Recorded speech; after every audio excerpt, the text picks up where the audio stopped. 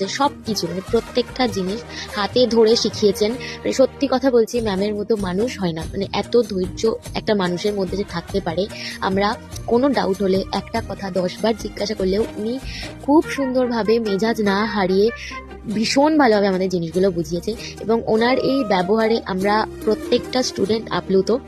আমি আমার প্রিয় ম্যামের অনেক অনেক অনেক যাতে দীর্ঘজীবী হন উনি, এবং উনি যাতে আরও এভাবেই কাজ করে যেতে পারেন সেটা কামনা করি, এবং চাইবো যে ওনার আশীর্বাদের হাত যেন সবসময় আমাদের প্রত্যেকের মাথার উপর থাকে। তো এবার আসি ক্লাসে। আমি ছিলাম 5 ফেব্রুয়ারির শ্যামনগরের ব্যাচের স্টুডেন্ট। তো যথারীতি তোমরা অনেকেই ম্যামের পোস্ট দেখেইছো, তোমরা জানতেই পারবে। তো আমিও সেখান থেকেই আর কি ম্যামের কাছে ভর্তি হই।